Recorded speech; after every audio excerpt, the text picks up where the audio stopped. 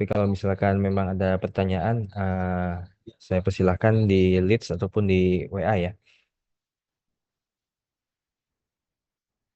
Suara saya sudah masuk belum? Masuk, Pak. Sudah, Pak. Sudah, Pak.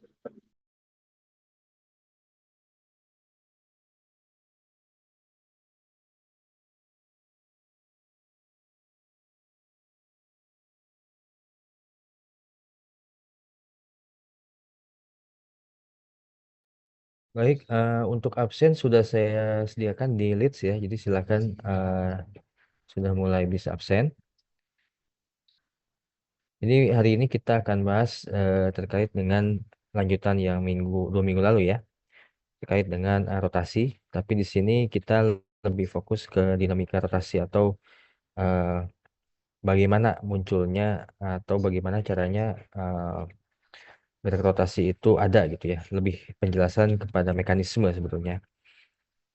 Nah, minggu lalu kita sudah bahas tentang gerak rotasi, di mana kita sudah membahas adanya besaran-besaran sudut ya, di mana kita sudah bisa ya membedakan ya apa itu eh, kecepatan sudut ya, percepatan sudut, dan kita sudah bisa membedakan sumbu rotasi ya, di mana sumbu rotasi digunakan untuk menentukan ya seberapa besar sudut yang dibentuk ketika suatu benda itu berotasi ya. Nah, kemarin kita sudah menjelaskan ya bagaimana satuan yang digunakan dalam gerak rotasi. Biasanya kita gunakan radian, di mana radian itu adalah besarnya sudut yang dilingkupi oleh sebuah garis busur yang panjangnya sama dengan jari-jarinya. Di mana di sini kita biasanya menggunakan eh, selain radian kita juga menggunakan derajat ya. Tapi dalam perhitungan kita biasanya menggunakan radian.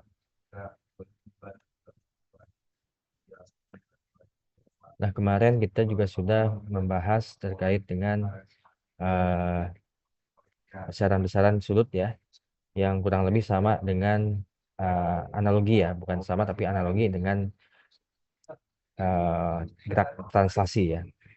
Mana di sini kita mengenal perpindahan sudut ya, kecepatan sudut rata-rata, kecepatan sudut saat. Mana kita menggunakan omega untuk kecepatan sudut dan alfa untuk percepatan sudut ya, di mana percepatan sudut adalah delta omega dibagi dengan delta t ya. Sehingga di sini kita bisa melihat bahwa kecepatan sudut adalah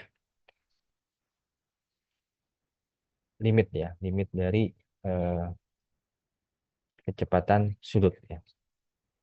Di mana selain itu kita sudah membahas tentang besaran kecepatan linier ya. Di mana kecepatan linier itu sama dengan jari-jari dikalikan dengan kecepatan sudut ya.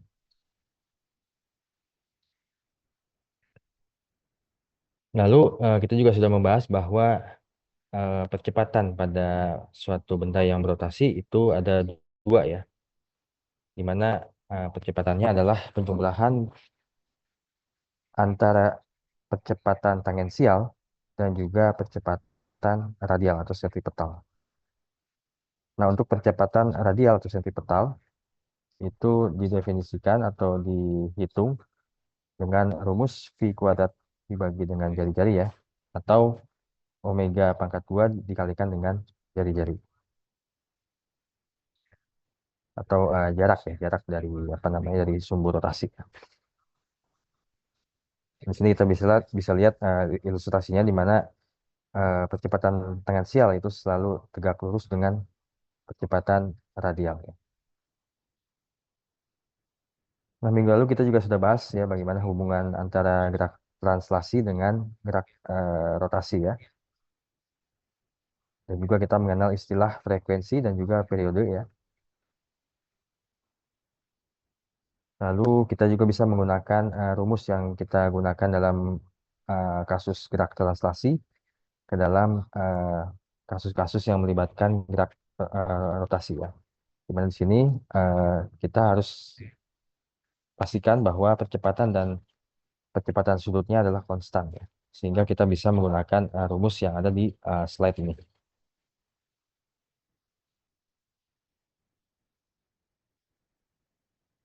Nah, lalu kita juga sudah membahas terkait dengan gerak menggelinding ya tanpa slip, di mana gerak menggelinding tanpa slip ini bergantung pada gesekan statis ya antara benda yang menggelinding dengan permukaan tanah sehingga dia dapat menggelinding ya tanpa tergelincir.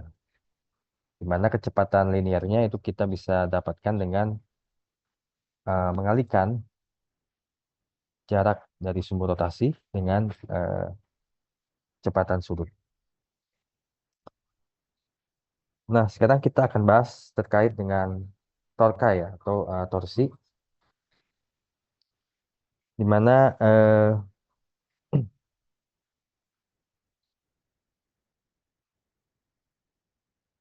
kita bisa mempelajari sejauh mana atau semudah apa suatu benda itu bisa berotasi ya. Jadi untuk membuat suatu benda itu berotasi terhadap sumbunya, maka sudah pasti kita membutuhkan suatu gaya karena dia bisa berotasi. Tapi juga kita perlu mengetahui bahwa arah dari gaya itu atau arah dari gaya atau di mana gaya itu bekerja juga sangat penting. Ya, misalkan di sini ada gambar ya, gambar suatu pintu ya.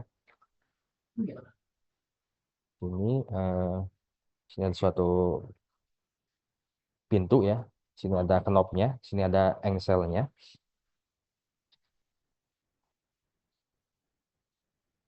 Di mana kita bisa mengerahkan suatu gaya ya di sini yang tegak lurus terhadap pintu ya. Jadi kita kerahkan suatu gaya di sini FA dan juga FB untuk membuat si benda ini berotasi terhadap sumbunya. Nah, kalau kita misalkan mengerahkan gaya pada posisi FA ya, yang tegak lurus sebagaimana terlihat pada gambar ini, maka kita akan menemukan bahwa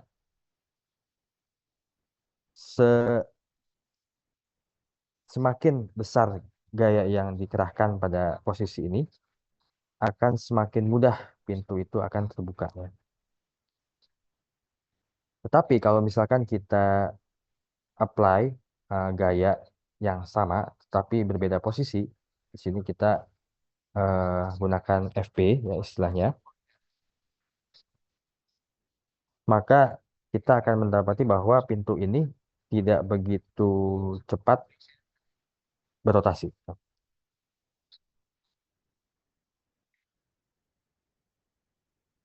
Nah, ini apa namanya? Ini bagaimana cara apa namanya pentingnya kita mempelajari tentang dinamika rotasi. Pengaruh dari gaya itu semakin kecil ya ketika gaya itu bekerja sebagaimana besaran dan arahnya. Dan itu mempengaruhi seberapa cepat pintu itu berotasi atau terbuka.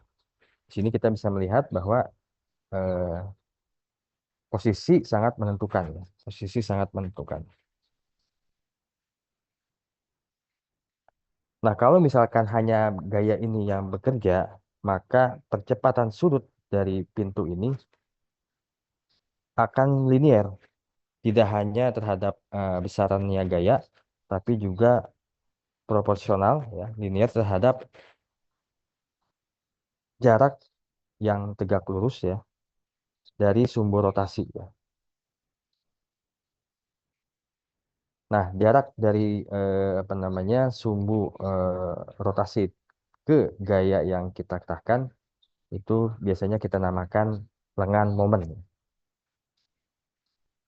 atau di sini istilahnya kita gunakan notasi R ya. Jadi itu jarak antara eh, gaya yang bekerja terhadap terhadap sumbu rotasi. Jadi jarak yang tegak lurus terhadap gaya dari sumbu rotasi.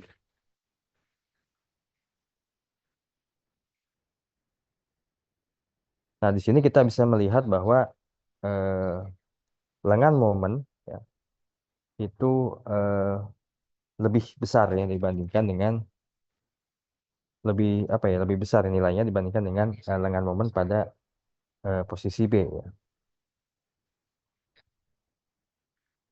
Sehingga konsekuensinya adalah percepatan sudut pada pintu ini juga akan lebih besar ya, pada titik A dibandingkan dengan posisi B. Nah, sehingga percepatan sudut itu sangat berbanding lurus ya dengan perkalian antara gaya dikalikan dengan momen. Sehingga di sini kita bisa mendapatkan suatu besaran yang baru yang dinamakan torque atau torsi. Kita gunakan notasi tau ya untuk mendeskripsikan tentang besaran torka atau torsi ya, momen gaya. Di mana besarnya adalah sebanding dengan perkalian antara gaya dan lengan momen ya. Jadi di sini eh, percepatan sudut itu sebanding dengan lengan momen ya.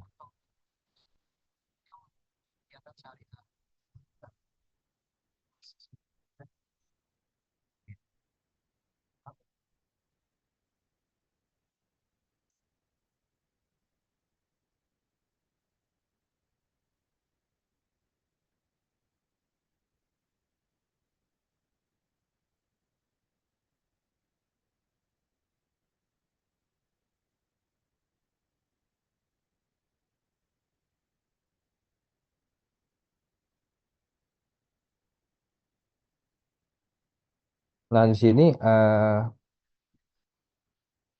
kita bisa melihat suatu jarak yang tegak lurus ya terhadap sumber rotasi di mana gaya itu eh, dikerahkan ya untuk menggerakkan si pintu ini.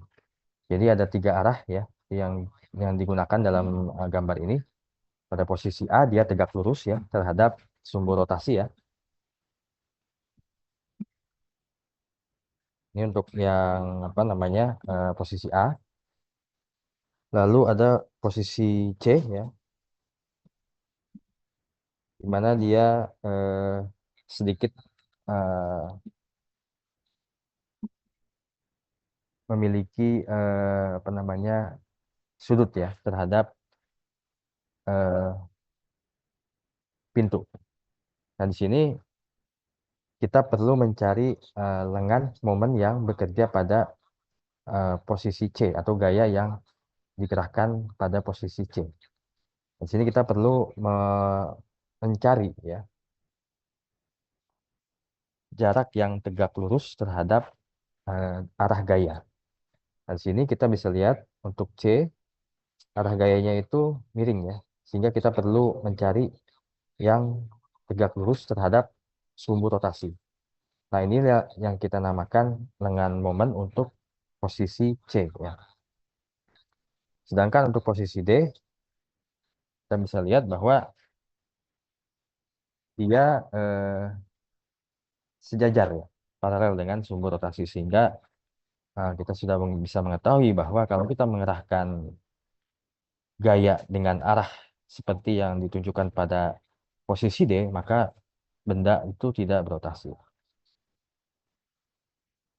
Jadi gambar ini menggambarkan gaya-gaya yang bekerja ya pada arah sudut yang berbeda-beda di gagang pintu. Dan di sini kita bisa mengetahui bahwa gaya yang kita kerahkan, yang arah sudutnya itu tegak lurus terhadap eh, sumbu rotasi, itu lebih mudah ya untuk memutar suatu benda ya. Dan di sini lengan momen itu digambarkan sebagai jarak tegak lurus dari sumbu rotasi atau engsel ke garis kerja gaya ya.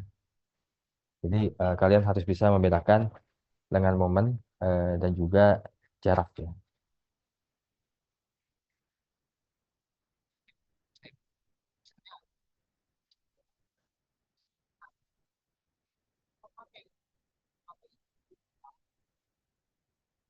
Lalu kita juga harus menggunakan jarak tegak lurus dari sumbu rotasi ke garis kerja gaya dan juga komponen-komponen yang sejajar dan tegak lurus terhadap garis penghubung sumbu putar dan juga titik kerja gaya. Nah, di sini ini sebagai apa namanya ringkasannya ya. Jadi kita perlu mencari tahu ya mana gaya yang tegak lurus terhadap dengan sumbu rotasinya. Gitu. Jadi kita harus mencari mana komponen yang sejajar ataupun komponen yang tegak lurus terhadap garis penghubung sumbu putar. Ya. Dan ini yang menentukan seberapa mudah suatu benda itu berotasi.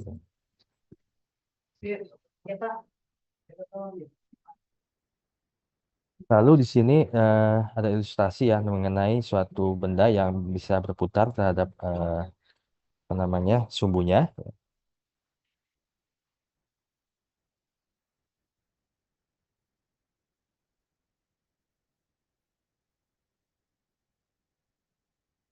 Di sini kita apa namanya mengconsider ya, memperhatikan bahwa rotasinya itu terhadap sumbu yang fix ya atau yang tetap. Sehingga di sini kita hanya memperhatikan bahwa gaya yang bekerja pada eh, benda ini itu tegak lurus terhadap sumbu rotasi. Kalau misalkan ada gaya atau komponen gaya yang bekerja sejajar dengan sumbu rotasi, maka dia akan cenderung untuk apa namanya menggeser sumbu rotasi ya. Misalkan pada gambar ini ya, di sini ada yang gaya yang paralel ya dengan sumbu rotasi dan juga gaya yang tegak lurus terhadap sumbu rotasi. Nah, karena kita mengasumsikan bahwa sumbu itu tetap ya pada arahnya atau juga tidak ada gaya eksternal lainnya atau tidak ada apa ya istilahnya yang kasus lain yang bisa mengganggu sumbunya, maka hanya gaya atau komponen gaya yang ada pada bidang yang tegak lurus terhadap sumbu rotasi yang akan menghasilkan percepatan sudut terhadap eh, benda ya. Jadi di sini kita lihat kalau misalkan ada suatu benda yang seperti ini ya, dia ada sumbu yang tetap ya, lalu benda itu bisa berputar gitu ya, berotasi terhadap sumbunya dan sumbunya itu fix ya, tetap. Maka di sini hanya komponen yang tegak lurus saja yang bisa memberikan percepatan sudutnya, percepatan rotasinya sehingga eh, benda itu bisa berotasi secara eh, baik ya. Tapi tentu saja kita hanya harus memperhatikan bahwa tidak ada gaya eksternal lain ya yang mempengaruhi.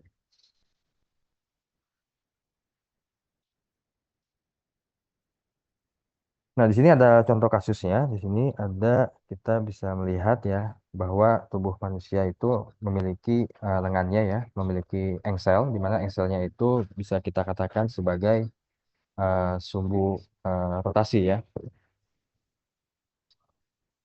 di mana sumbu rotasinya ini eh, terletak pada siku ya. Dan di sini otot bisep bisa mengerahkan gaya vertikal ya, jadi otot mengerahkan gaya vertikal pada lengan bawah manusia sehingga kita bisa menekuknya gitu ya. Yang ditanyakan adalah torsi ya di sekeliling sendi siku sebagai sumbu putarnya dan kita asumsikan bahwa otot bisepnya itu melekat di lengan bawah pada posisi 5 cm dari sendi siku. Ya. Jadi otot otot bisepnya itu di bawah sumbunya itu 5 cm di bawah siku ya. Nah, itu di sini kita bisa lihat arah perputarannya. Jadi kita bisa memutar lengan kita ya dari bawah ke atas gitu ya. Dan itu kita bisa mengetahui ya torkanya.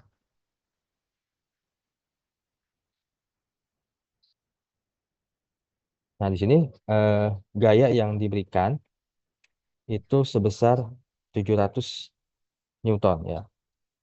Di mana di sini kita perlu mencari lengan momennya ya. Di mana lengan momennya adalah jarak yang tegak lurus terhadap gaya yang dikerahkan ya. Di sini kita perlu melihat bahwa eh, lengan momennya adalah 5 cm ya, atau 0,05 meter. Sehingga di sini kita bisa mengetahui bahwa besaran torsinya adalah gaya dikalikan dengan lengan momen. Sehingga di sini tinggal kita mengalihkan. Sehingga kita dapatkan 700 dikalikan 0,05 gitu. Yaitu 35 Newton meter.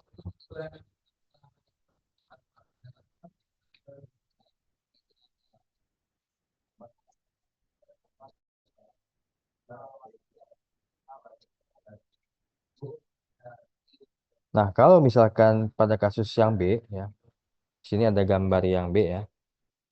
Di sini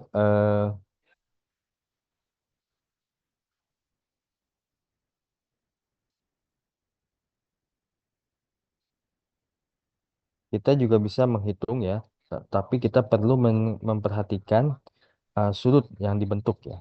Kita bisa gunakan sudut yang dibentuk di sini 30 derajat ya dari sumbu X horizontal dan 60 derajat dari sumbu Y ya vertikal. Nah, sehingga di sini kita bisa mengetahui ya seberapa besar torsi yang dihasilkan kalau lengannya itu membentuk suatu sudut gitu ya. Apakah dia 30, apa 60 ya atau 90 gitu ya. Nah, di sini kita bisa menghitung bahwa taunya adalah F dikalikan R dikalikan sin theta ya. Karena dia membentuk suatu sudut ya. Nah, sehingga di sini 700 N dikalikan dengan 0,05 dikalikan sin 60 ya. Kalau kita ingin menghitung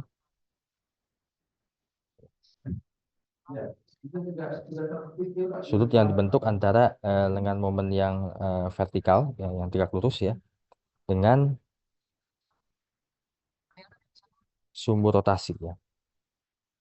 Sini kita dapatkan besaran torkanya itu lebih kecil ya, 30 N ya. 30 Newton meter ya.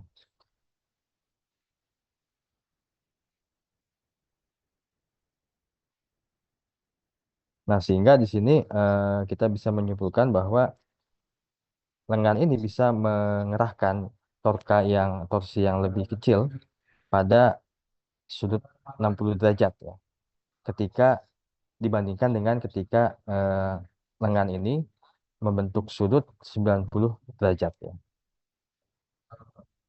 Sehingga di sini kita bisa mengetahui ya berapa eh, besaran torkanya dibanding jika kita apa namanya menggerakkan dari posisi 90 derajat, 30 dan 60 ya.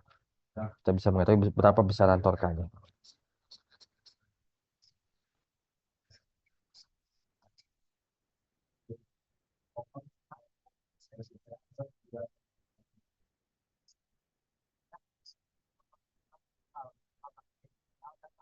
Nah, baik, sekarang kita akan bahas sedikit terkait dengan dinamika rotasi ya.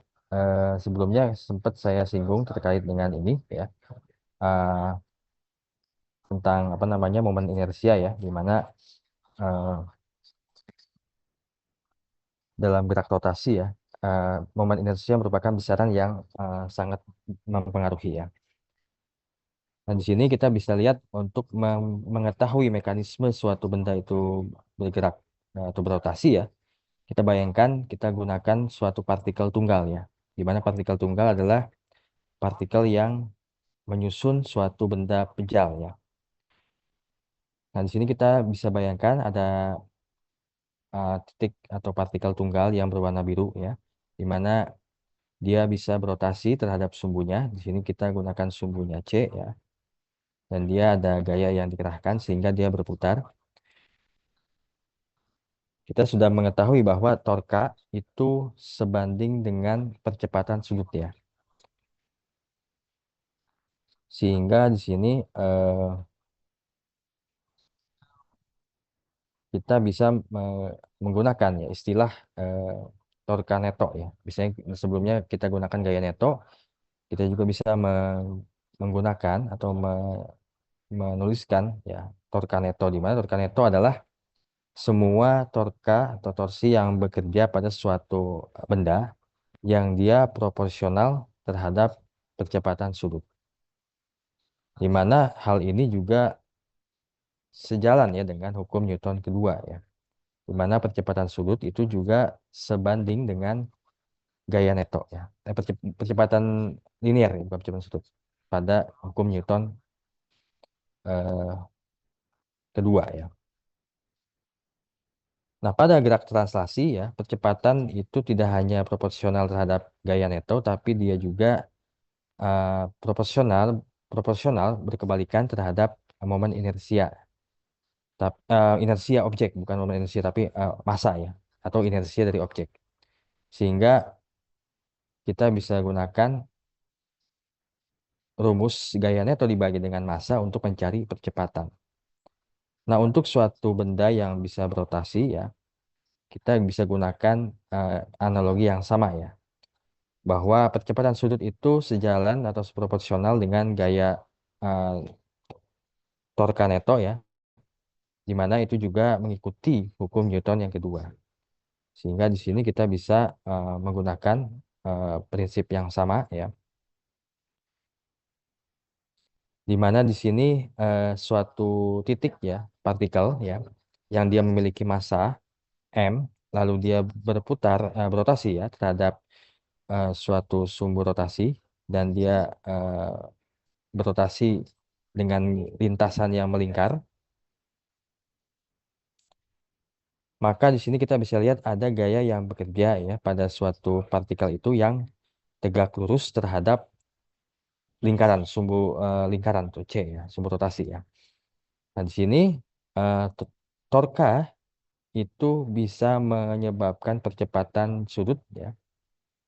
Dan kita bisa menggunakan hukum Newton 2 untuk menghitungnya, sehingga di sini kita gunakan percepatan itu kita ganti dengan eh, jari-jari dikalikan dengan percepatan sudut, sehingga di sini kita dapatkan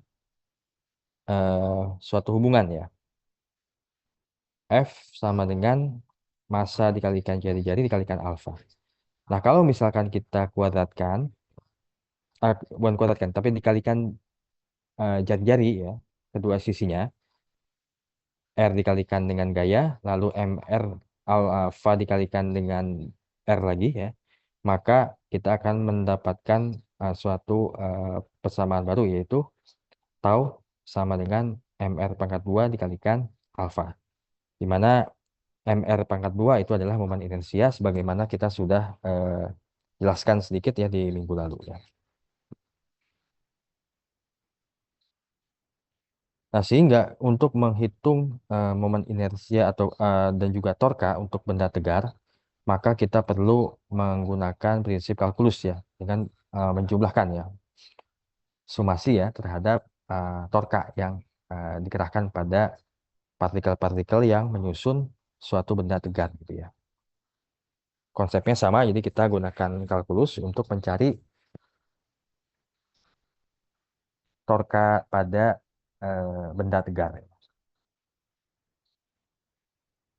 Di sini kita dapatkan torka neto adalah momen inersia dikalikan dengan alfa ya.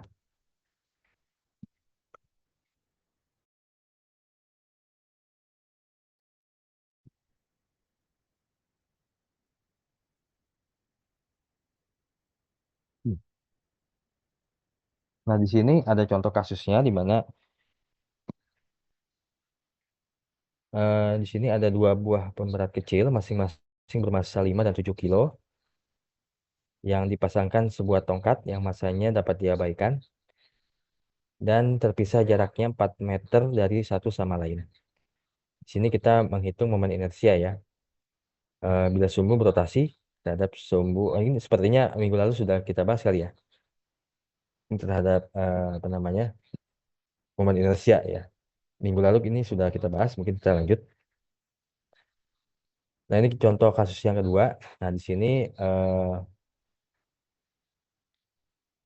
ini melibatkan suatu torka ya.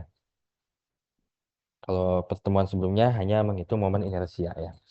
Tapi di sini kita menghitung momen inersia, tapi di sini ada melibatkan torka ya, atau torsi, di mana torsi geseknya adalah 1,1 Newton meter ya.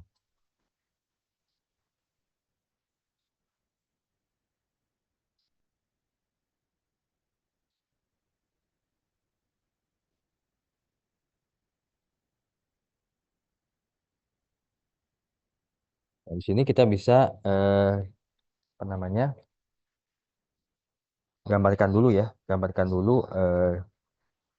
gaya-gaya yang bekerja pada suatu benda. Di sini gayanya ini bekerja pada suatu katrol ya, yang ada yang diikatkan atau dililitkan tali ya. Ini kita bisa lihat seperti ini ya, katrolnya. Lalu di sini ada tali ya. Di sini ada titik pusat.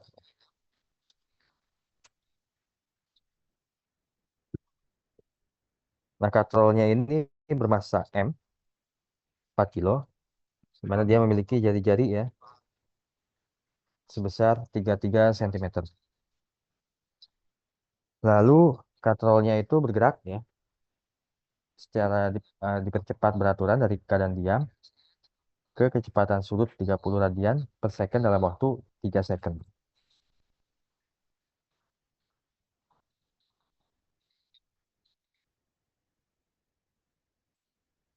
Lalu di sini ada torka gesek ya, pada poros katrol. Jadi pada tengah ini ya ada ada eh, ge- gesek ya, atau torka gesek ya, di sini 1,1 meter Newton meter atau meter Newton. Yang diminta adalah mencari momen inersia ya ketika katrol ini berputar melewati titik pusatnya.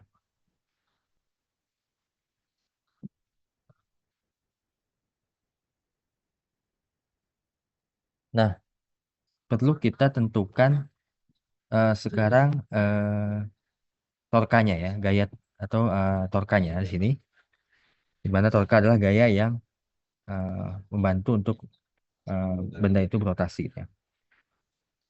Di mana gaya torka ini bekerja pada sisi ya dari katrol ini ya. Kita dan dia arahnya ke bawah ini ya.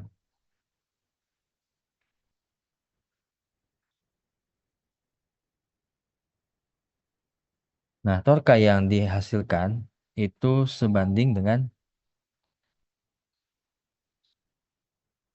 jari-jari ya, kalikan dengan gaya torka ya.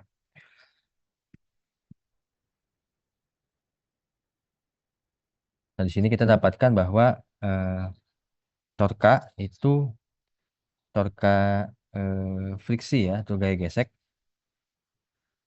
itu sama dengan 1,1 meter Newton.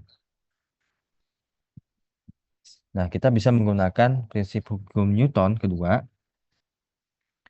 di mana torka netonya itu sama dengan jari-jari dikalikan dengan gaya torka ya, kurangi dengan torka gesek ya.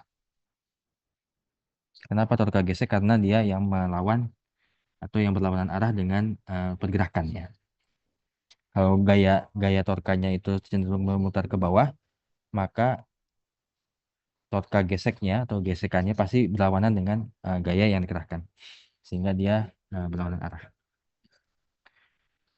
Nah, di sini kita bisa hitung 0,3 meter ya, kalikan dengan 15 Newton, dikurangi dengan 1,1 ya, sehingga didapatkan 3,85 Newton meter.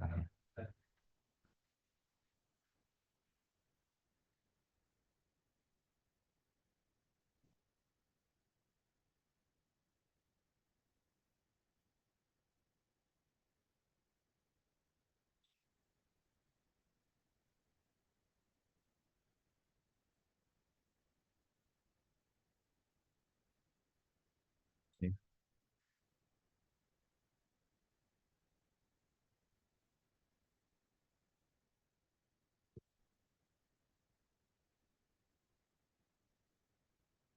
Ya, 3,85 Newton-meter. Lalu kita perlu mencari percepatan sudut ya, alfa, di mana dia merupakan delta omega dibagi dengan delta t. Dan di sini kecepatan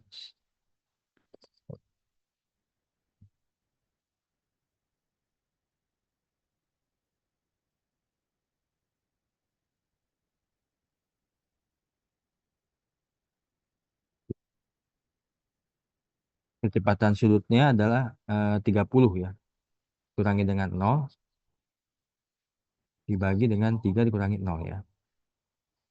Sehingga alfanya adalah 10 ya, radian per second kuadratnya. Sorry, per second.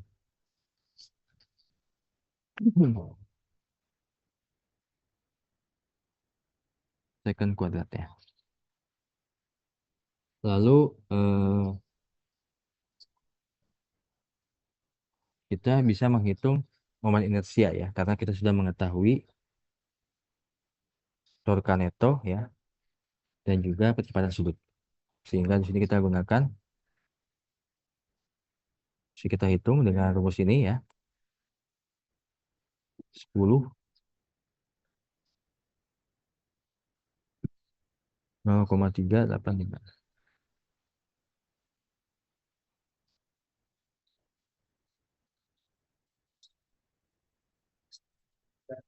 Nah, ini adalah momen inersia pada katerol ini ya.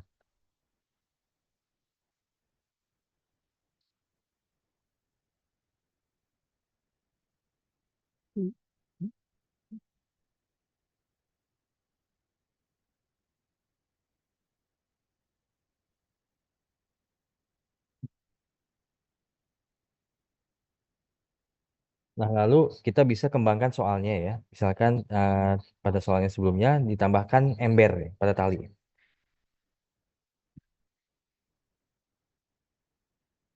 Di mana masanya adalah eh, weight ya, beratnya dibagi dengan gramnya ya, yaitu 1,53 kilo. Dan kita asumsikan bahwa tali memiliki massa yang dapat diabaikan dan tidak tergelincir pada katerol itu. Yang ditanyakan adalah tentukan alfa ya, dan juga percepatan linear dari ember ya. Dimana di sini torka geseknya adalah 1,1.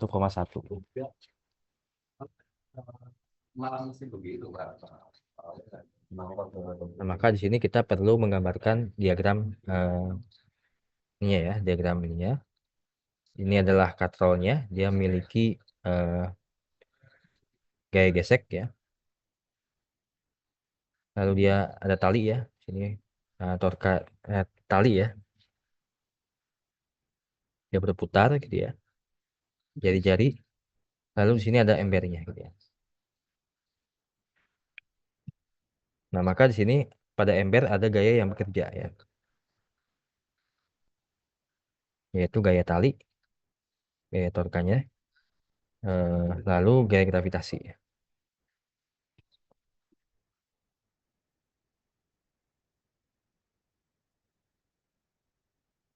Nah, di sini gaya tali yang apa yang mengarah ke atas itu berlawanan dengan gaya gravitasi ya.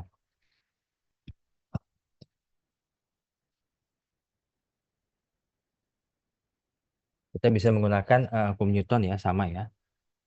Di mana di sini kita bisa mencari momen inersia ya, apa namanya, torka ya, torka neto.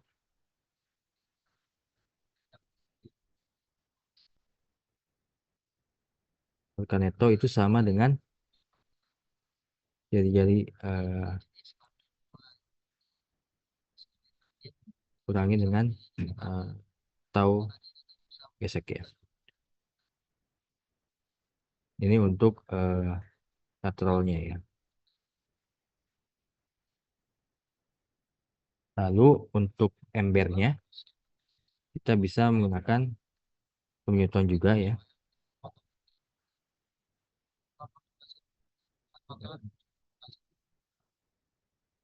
gaya neto sama dengan MA ya. MG dikurangi dengan gaya pada tali ya.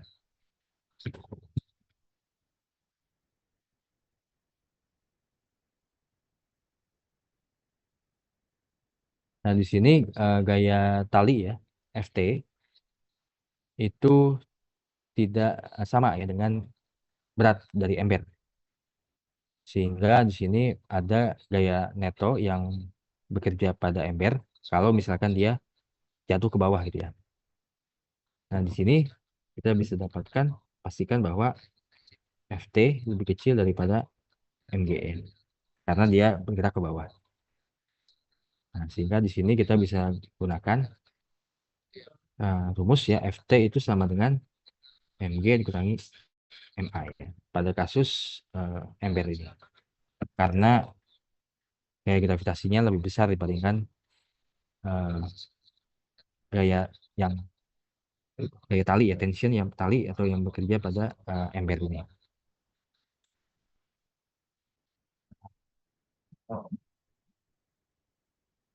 Nah, untuk mendapatkan percepatan sudut, kita ingat bahwa percepatan tangensial dari suatu titik pada katrol itu sama dengan percepatan ember ya. Kalau misalkan talinya itu tidak tergelincir ya. Maka di sini kita bisa gunakan percepatan tangensial sama dengan kecepatan R dikalikan dengan kecepatan sudut ya. Sehingga di sini pada persamaan hukum Newton bisa kita gunakan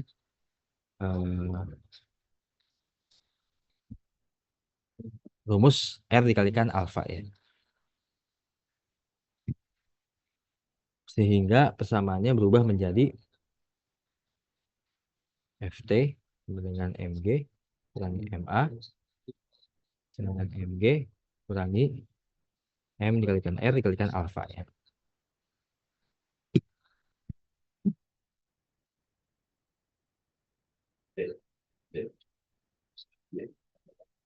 Nah, lalu kita substitusikan persamaan yang baru ini ke persamaan atas ya. Gaya torka neto ya.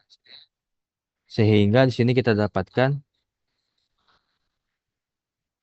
torka neto sama dengan R dikalikan MG kurangi M R alfa gitu ya. Dikurangi dengan tau gesek ya. Sehingga di sini kita dapatkan MG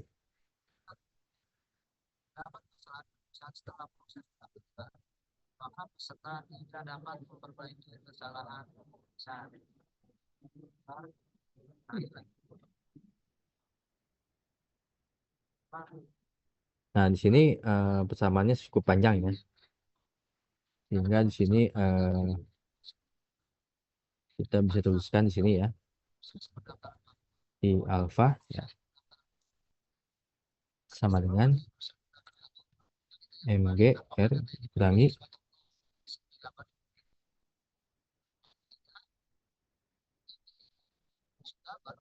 Nah, di sini kita bisa lihat ada alfa ya, sehingga di sini kita bisa mencari alfa, yaitu dengan melakukan reorganisasi ya pada persamaan ini.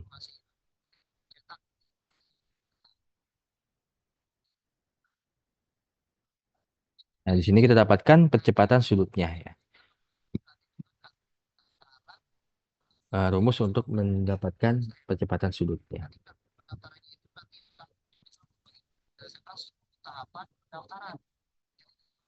Nah, di sini tinggal kita substitusikan ya.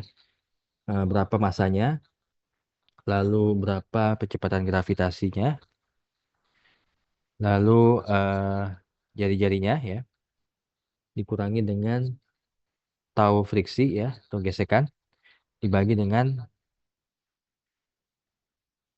inersia ya, ditambah massa dikalikan jari-jari dikuadratkan.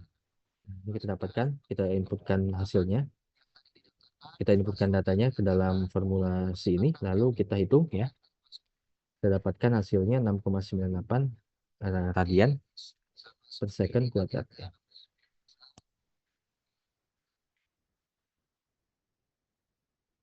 Nah, ini untuk percepatan sudut katrol ya. Sekarang kita mencari alfa A ya, atau percepatan linear dari ember. Mana percepatan linearnya itu tadi kita bisa asumsikan bahwa kecepatan linear sama dengan R dikalikan alfa ya. Nah, di sini kita tinggal hitung ya. 0,33 meter dikalikan dengan 6,98 yaitu 2,3 meter per second kuadrat ya. Nah, ini untuk kasus di mana katrolnya itu dihubungkan oleh suatu ember ya. Ini lebih kompleks, tapi kita kalau ada kasus seperti ini kita bisa dengan cepat menggunakan rumus yang ini ya. Tapi ini rumus ini didapatkan dari uh, hukum Newton ya.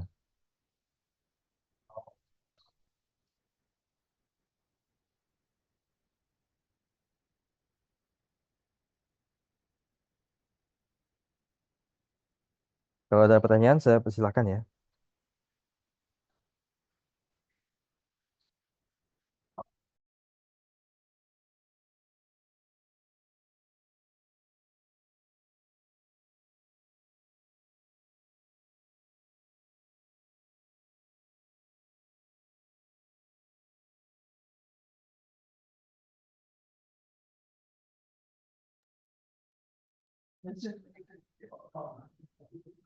Oke, minggu lalu kita sudah bahas ya sedikit ya terkait dengan energi kinetik dari rotasi ya, di mana suatu benda yang berputar dia juga memiliki energi kinetik ya.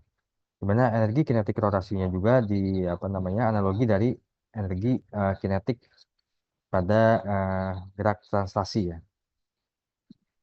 Di mana di sini energi kinetik rotasi adalah setengah dikalikan momen inersia dikalikan omega pangkat 2 ya. Nah, sebuah benda yang berotasi dan juga sementara pusat massanya mengalami gerak translasi, dia akan memiliki dua ya, energi kinetik rotasi dan translasi. Ini minggu lalu kita sudah bahas ya. Nah, selain itu ada usaha yang dilakukan oleh Torka ya, di mana usaha digambarkan sebagai perkalian antara gaya dan delta L. Delta L ini adalah perubahan panjang busur ya pada suatu benda yang berotasi,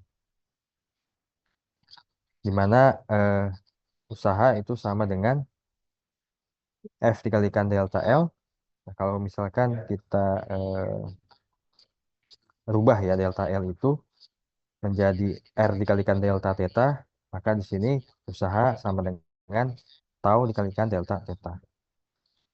Nah, untuk menghitung daya kita bisa gunakan rumus usaha dibagi dengan delta T, atau dengan kata lain tau dikalikan delta theta dibagi delta T sama dengan tau dikalikan kecepatan sudut atau omega ya. Nah, ini rumus usaha yang dilakukan Torka ya pada suatu benda yang berotasi. Nah, lalu ada kasus ya. Di sini silahkan dibaca terlebih dahulu ya mungkin.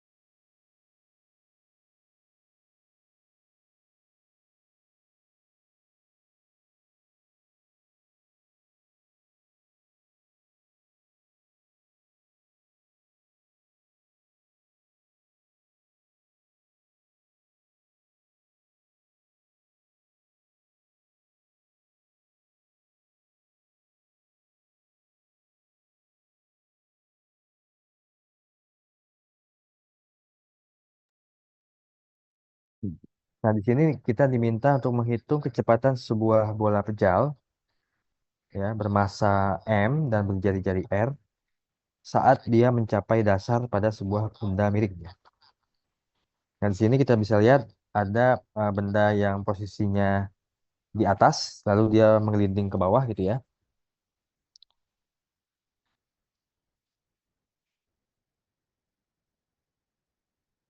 Kita diminta untuk mencari kecepatan bola penjal ini pada saat berada di dasar.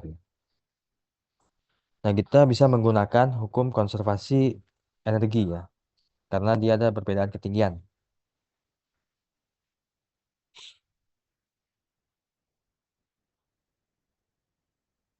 Di mana di sini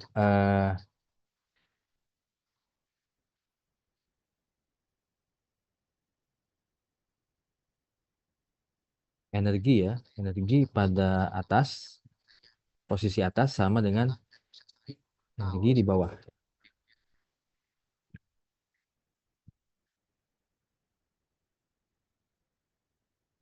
Nah, pada di atas di sini ada energi potensial, lalu energi kinetik ya.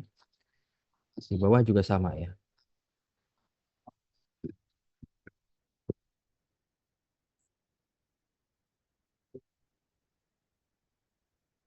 Nah, di sini karena ini melibatkan suatu benda yang berotasi, kita mengetahui dan juga bola bendanya itu dia mengalami gerak translasi ya. Maka energi kinetiknya itu terdiri atas energi kinetik rotasi dan energi kinetik linear ya.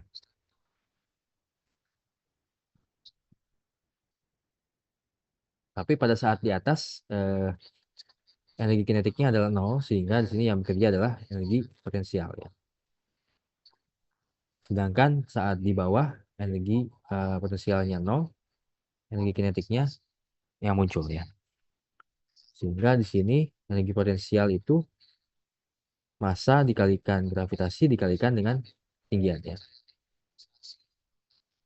Dan ini sama dengan energi kinetik pada saat bola di dasar ya. Di mana energi saat kinetik pada benda saat di dasar ini ada dua ya. Energi kinetik rotasi ini ya.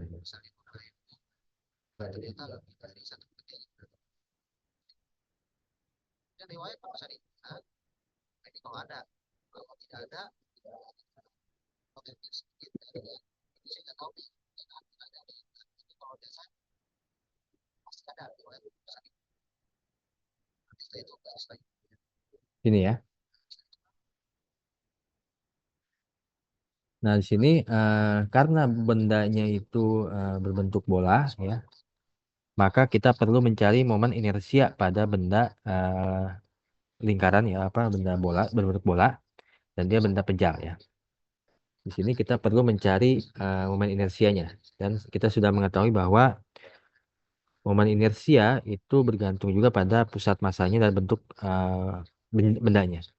Nah, untuk benda yang apa namanya lingkaran benda pejal seperti ini ya, benda berbentuk bola, momen inersianya adalah 2/5 dikalikan M dikalikan R pangkat 2 ya.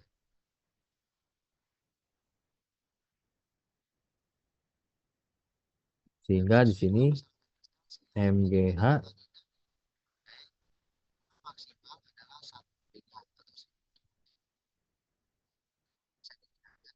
ini ya.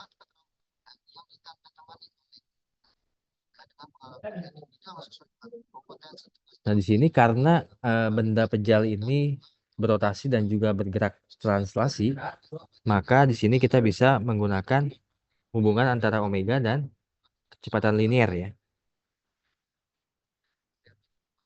Sehingga di sini omeganya kita bisa ganti.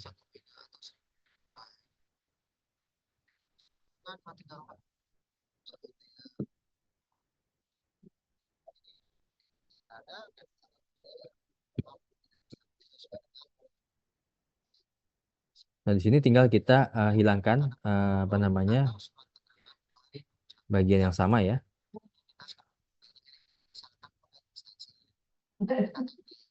Lalu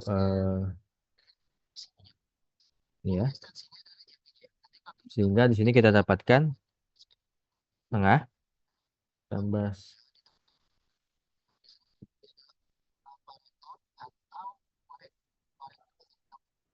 5.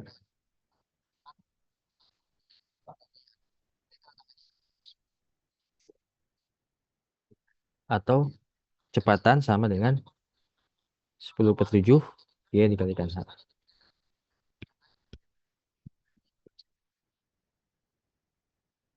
Nah, ini adalah kecepatan saat benda ini berada pada dasar ya. Dan kalau misalkan dibandingkan dengan suatu benda yang bergerak meluncur ya, menuruni bidang miring yang licin tanpa gesekan,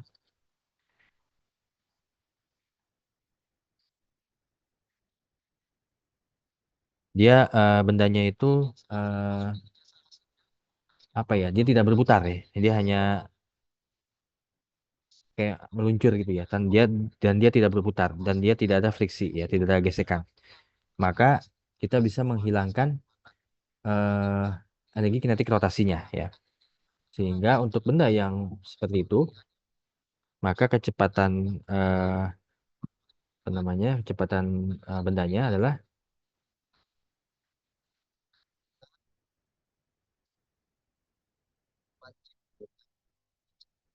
setengah mv kuadrat sama dengan mgh ya. Atau kecepatan sama dengan akar dari 2 dikalikan K dikalikan H ya. Karena di sini bendanya itu meluncur ya, tanpa gesekan dan dia tidak berotasi ya. Sehingga kita menghilangkan energi kinetik rotasinya. Nah, kalau misalkan benda itu tidak apa namanya? Kalau misalkan apa namanya benda itu meluncur ya tanpa ada gesekan, maka dia kecepatannya lebih tinggi ya dibandingkan dengan benda yang berputar ya. Sehingga di sini ada kehilangan energi kinetik ya sebetulnya ya. Ada kehilangan kecepatan yang diakibatkan dari transformasi ya antara energi potensial ke energi kinetik ya.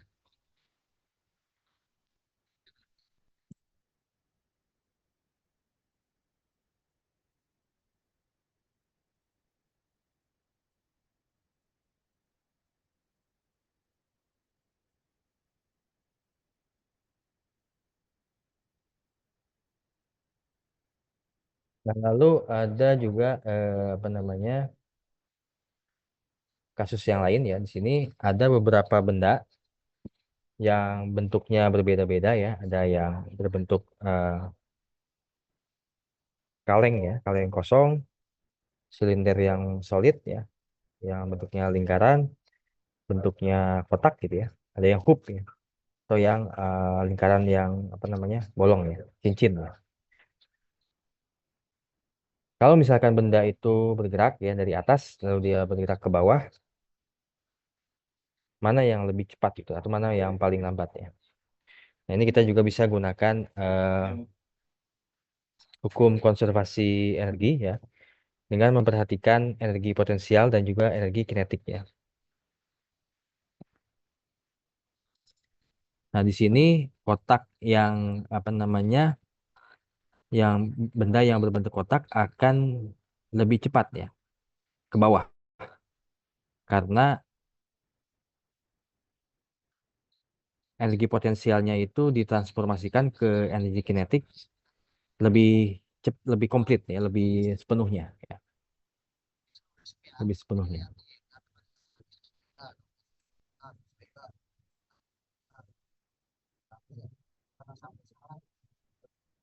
Nah, kalau misalkan benda dibandingkan dengan benda yang berputar ya, maka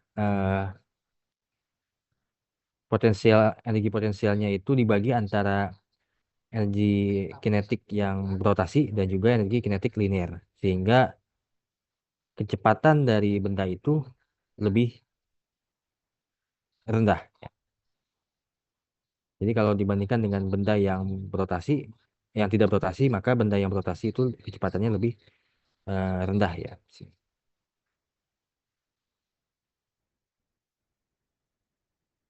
Nah, untuk yang benda yang berotasi kita bisa menggunakan hukum konservasi energi ya.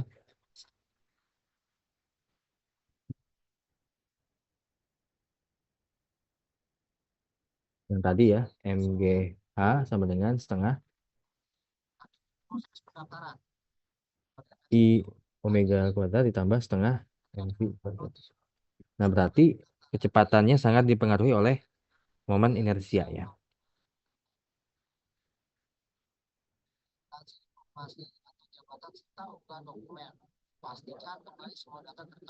Nah, dan massa ini tidak mempengaruhi ya, karena kecepatan linear itu tidak dipengaruhi oleh massa ya, ataupun juga jari-jari ya. Sehingga sehingga kecepatan ya pada benda ini sangat bergantung pada momen inersia ya. Di mana momen inersia itu menggambarkan seberapa baik ya massa itu terdistribusikan. Nah, untuk yang apa namanya cincin ya, yang hoop itu yang benda yang memiliki celah ya, lingkaran tapi memiliki celah, maka massanya itu berkonsentrasi pada jari-jarinya, sehingga dia memiliki momen inersia yang paling tinggi ya. Ini I-nya paling tinggi, yaitu M dikalikan R pangkat 2 ya.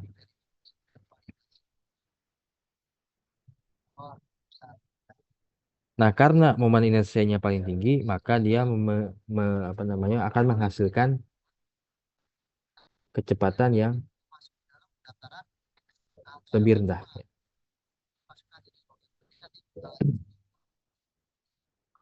Lalu posisi selanjutnya adalah kaleng kosong, empty can ya.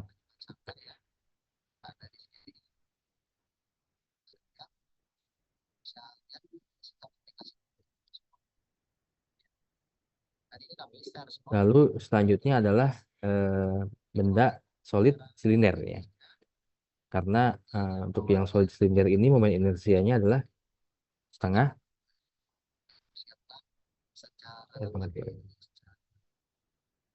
jadi setengah dari momen inersia pada hoop ya. Lalu untuk yang sphere ya, atau kelereng ya, yang berbentuk bola, momen inersianya adalah 2/5 R pangkat 2, sehingga dia memiliki kecepatan lebih tinggi dibandingkan dengan silinder ya. Dan juga hoop dan juga empty can ya, atau kaleng kosong ya. Karena kaleng kosong itu kan kurang lebih mirip dengan hoop ya, dengan apa namanya dengan apa ya, hoop tuh kayak ya semacam tali apa cincin ya, semacam cincin ya. Tapi kalau silinder kan dia ada itunya apa namanya, ada ketebalannya ya. Itu ada masanya itu terdistribusi, eh, ada bagian ketebalannya ya, sehingga dia momen inersianya lebih lebih rendah dibandingkan dengan yang hoop ya. Nah, sehingga di sini kita bisa menentukan ya urutan benda berdasarkan apa namanya momen inersianya. Di sini kita bisa melihat bahwa momen inersia yang paling besar itu menyebabkan kecepatan yang lebih rendah ya.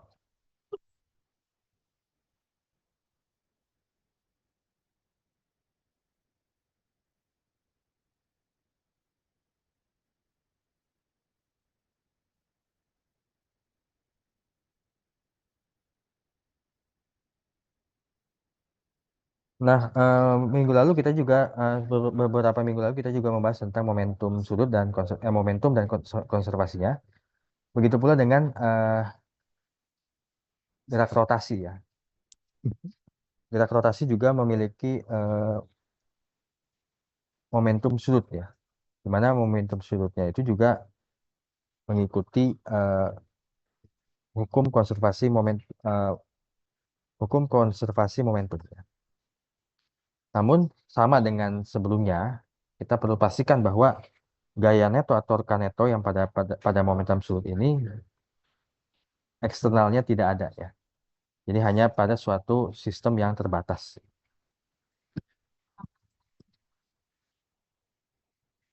Nah, di sini momentum sudut atau L ya, itu sama dengan momen inersia dikalikan dengan omega ya. Dan ini analogi ya dengan momentum linear. di mana momentum linear adalah massa dikalikan dengan percepatan. Tapi untuk momentum sudut karena dia dipengaruhi oleh momen inersia, maka di sini momen inersia dikalikan dengan kecepatan sudut ya. Dan berdasarkan hukum Newton 2, kita bisa melihat ya bahwa torka neto sama dengan delta L dibagi dengan delta T. Di mana kecepatan sudut adalah delta omega dibagi dengan delta T, dan torka neto sama dengan momen inersia dikalikan alfa ya.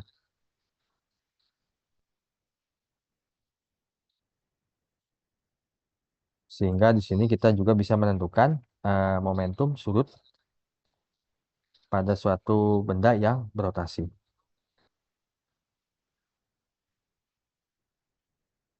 Dan momentum sudut ini merupakan konsep yang cukup penting pada fisika ya.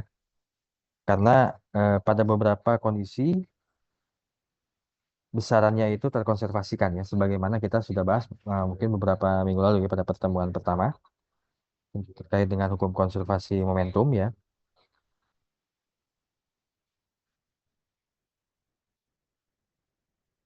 Di mana di sini kita bisa melihat bahwa kalau misalkan torka netonya itu nol ya, maka di sini ya delta L dibagi dengan delta T itu sama dengan nol juga ya. Sehingga ketika delta L sama dengan nol, maka momentum sudut itu tidak berubah.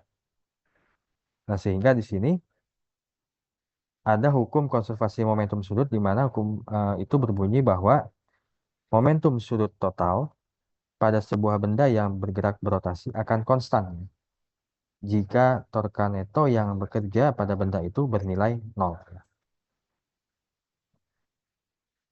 Dan ini analogi dengan hukum konservasi momentum pada benda yang linear ya, momentum linear ya, benda yang bergerak dengan gerak translasi ya. Ketika torka netonya itu nol yang bekerja pada suatu objek dan objeknya itu berotasi pada suatu sumbu yang fix ya, yang tetap, atau pada suatu sumbu yang melalui pusat massanya yang arahnya tidak berubah, maka kita bisa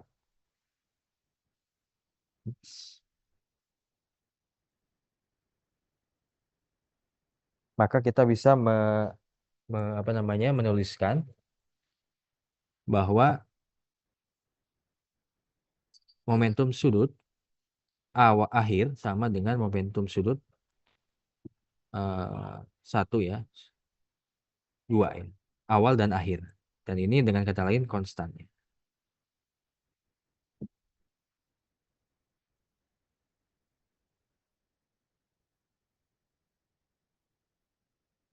Nah, ketika apa namanya momen inersianya berubah, maka eh, kecepatan sudutnya juga berubah karena momentum sudutnya konstan ya. Nah, ini contohnya pada orang yang sedang berputar seperti ini ya. Orang ini menerapkan prinsip atau hukum ya konservasi momentum sudut ya, di mana di sini pada posisi yang A, gambar A sebelah kiri, momen inersianya itu tinggi ya, tapi kecepatan sudutnya rendah. Sedangkan pada posisi gambar B, momen inersianya itu kecil ya, sehingga dia bisa berputar lebih cepat dan kecepatan sudutnya juga lebih tinggi ya. Karena di sini apa namanya momentum sudutnya konstan ya, karena dia berlaku hukum konservasi sudut. Sini kita perlu pastikan bahwa sistem atau orang yang ada di gambar ini torka netonya itu sama dengan nol ya. Artinya tidak ada pengaruh dari yang lain ya.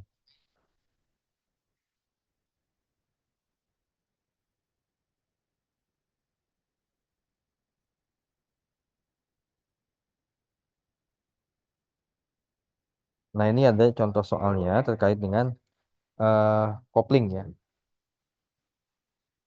Kopling ini terdiri atas dua plat ya, sebagaimana dilihat pada gambar ya. Yang awalnya keduanya itu terpisahkan, lalu plat A itu bergerak dari diam ya ke sebuah kecepatan sudut ya. Nah, di sini kita diminta untuk menghitung momentum sudut dan torka neto yang dibutuhkan untuk mengakselerasi plat A dari keadaan diam kepada omega 1 ya. Plat B itu juga mula-mula diam, tapi dia bebas berotasi tanpa gesekan, ditempatkan dalam kontak yang kuat dengan plat A yang berotasi bebas. Kedua plat ini kemudian berotasi dengan kecepatan konstan yang sedikit lebih kecil dari kecepatan konstan yang pertama. Mengapa hal ini terjadi? Berapakah kecepatan sudut yang kedua?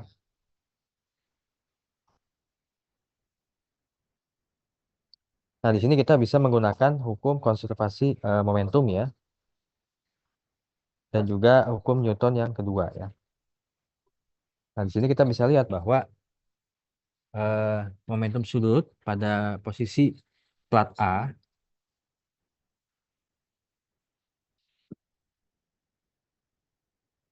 momentum sudutnya adalah IA dikalikan dengan omega 1 ya.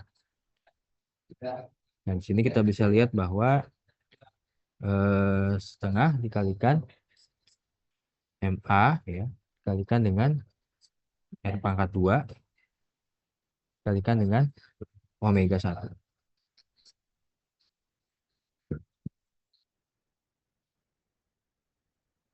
Ini kita substitusikan angka-angkanya, kita dapatkan angka 7,8 kilo meter persegi per second.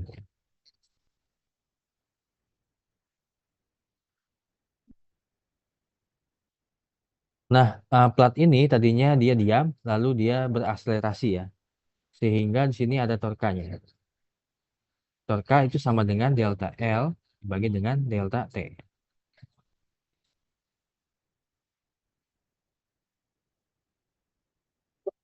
Nah, di sini momentum sudut pada A itu 7,8 ya. Dan momentum sudut awal itu 0.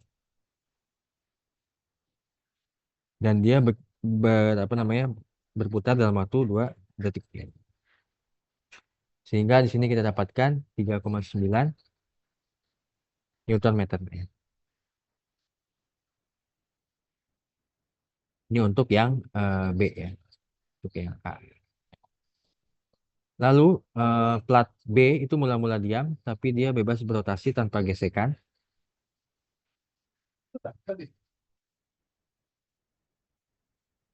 Nah, ini sebelum kontak ya, plat A itu berotasi ya, secara konstan ya, omega 1 ya. Dan ketika plat B itu bersentuhan ya, mengapa rotasinya itu lebih sedikit yang kedua ya, dibandingkan dengan yang pertama.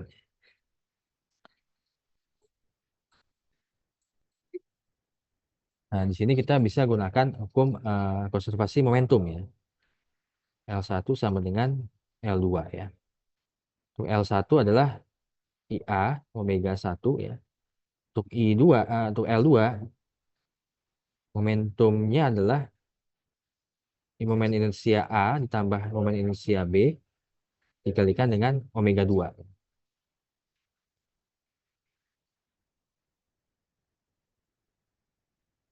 Nah, di sini kita bisa dapatkan bahwa omega 2 itu sama dengan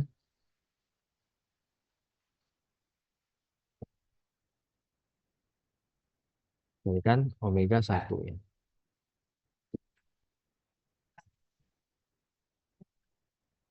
Nah, di sini karena jari-jarinya sama, maka di sini kita bisa ganti ya momen inersia dengan massa ya. Harus kan massa ini ya,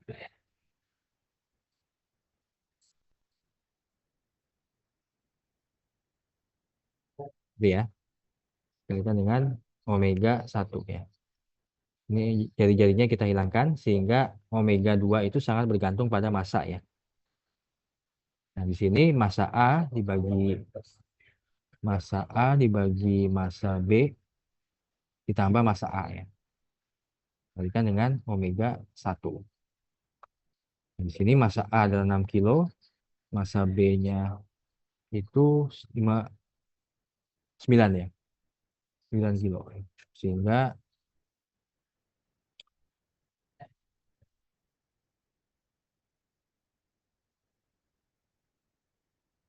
Sehingga di sini kita dapatkan omega 2-nya adalah 2,9 radian per second.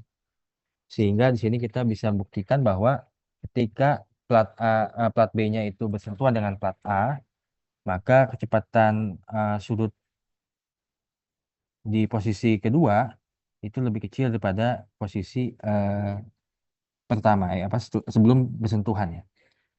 Karena di sini berlaku hukum konservasi momentum.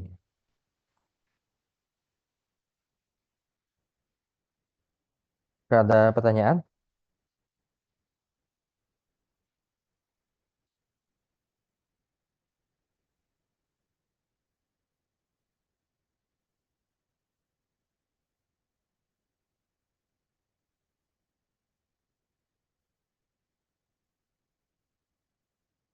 Nah, sebelumnya kita sudah membahas ya bagaimana kita menghitung besaran dari suatu kecepatan sudut ataupun momentum sudutnya.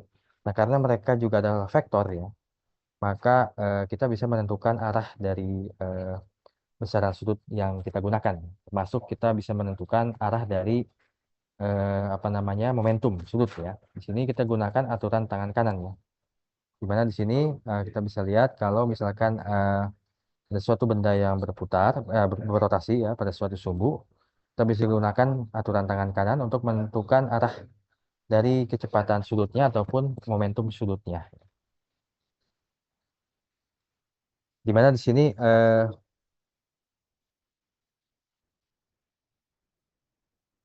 kecepatan sudutnya itu dapat ditunjukkan pada aturan tangan kanan tergantung dari arah jempol kita ya. Sedangkan jari-jari kita itu menentukan arah dari rotasinya.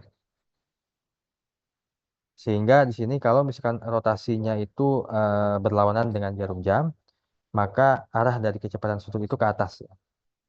Dan kalau bendanya itu berputar searah jarum jam, maka kecepatan sudutnya akan mengarah ke bawah ya, sesuai dengan kaidah tangan kanan.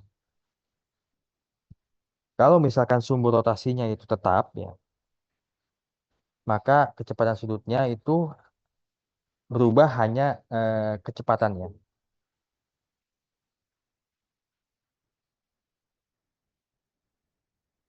Dan kalau misalkan rotasinya itu apa namanya berlawanan dengan arah jarum jam dan juga besaran kecepatan sudutnya itu meningkat, maka percepatan sudutnya akan mengarah ke atas. Tapi kalau misalkan kecepatan sudutnya itu berkurang, percepatan sudutnya mengarah ke bawah. Tapi kalau misalkan rotasinya itu eh, searah jarum jam, percepatan sudutnya mengarah ke bawah kalau omeganya, kecepatan sudutnya itu meningkat. Dan percepatan sudutnya mengarah ke atas kalau kecepatan sudutnya itu berkurang ya. Itu kita bisa gunakan kaidah tangan kanan ya.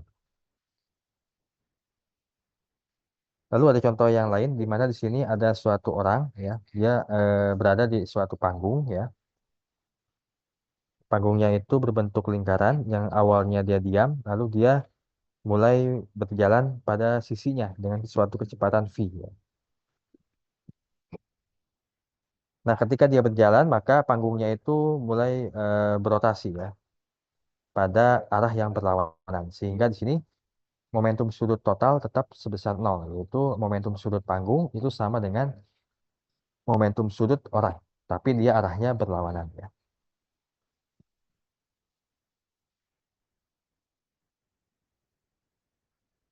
Nah, di sini ada pertanyaan ya. Ada seseorang yang sedang memegang ya roda yang sedang berputar, di mana dia orangnya itu berdiri ya pada suatu panggung ya. Apa yang akan terjadi kalau misalkan orang itu tiba-tiba membalikan si roda yang berputar itu dengan arah yang berlawanan. Nah, kita bisa menggunakan prinsip yang hukum konservasi momentum ya. Bahwa kita di sini kita memperhatikan sistemnya itu adalah panggung, orang dan apa namanya? Roda yang berputar. Nah, di sini eh, momentum sudut totalnya adalah dia bergerak ke atas ya. Awalnya.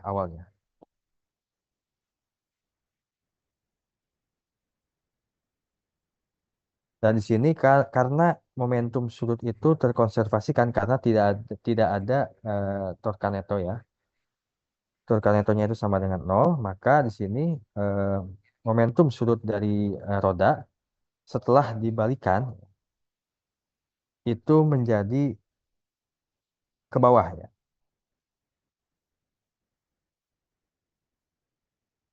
Kemudian momentum sudut dari orang plus panggung itu akan menjadi dua kalinya ya, dan itu ke atas. Sehingga di sini kita bisa memprediksi bahwa orang dan juga panggung akan mulai berputar pada arah yang sama dengan roda yang berputar pada awalnya. Seperti itu ya. Nah, mungkin memang konsepnya agak ini ya, ada apa namanya agak sedikit membingungkan, tapi intinya eh, kalau misalkan sistemnya memang eh, tidak ada Torcaneto yang bekerja, yaitu nol, maka hukum konservasi momentum itu juga bekerja. Tapi arahnya itu hanya berlawanan ya.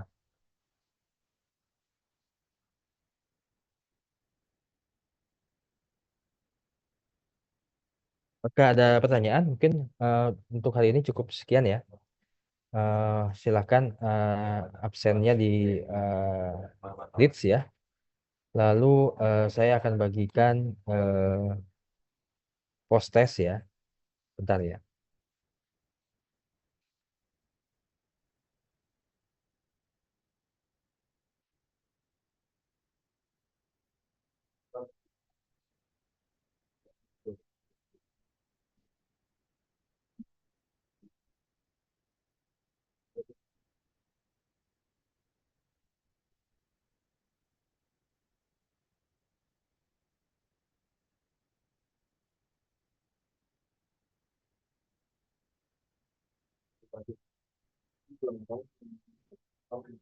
Nah, ini post testnya silakan dikerjakan ya sampai jam setengah 12 ya. Lalu juga saya ada satu materi yang belum sempat ya ini, tapi silakan ditonton ya. Saya akan share videonya.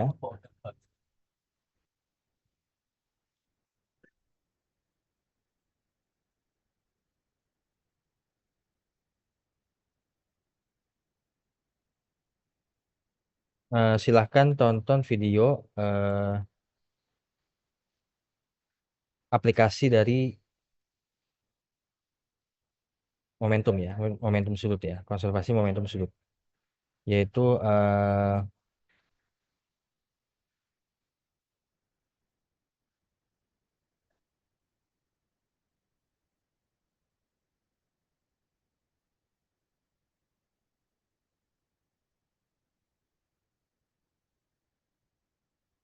nah ini giroskop ini merupakan aplikasi ya dari eh, dinamika rotasi ya. Sehingga giroskop ini banyak digunakan sebagai navigator ya atau pada perangkat elektronik seperti itu ya ataupun yang sifatnya sebagai stabilizer ya. Nah, silakan ditonton ya sekaligus juga silakan eh, mengerjakan post testnya ya. Tapi sebelum kita tutup, apakah ada pertanyaan?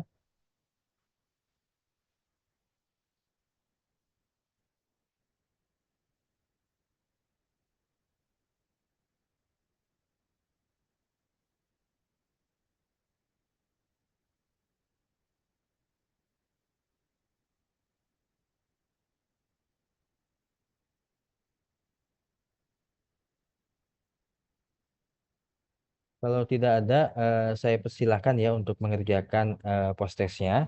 Dan juga jangan lupa ditonton videonya ya tentang presisi giroskop ya.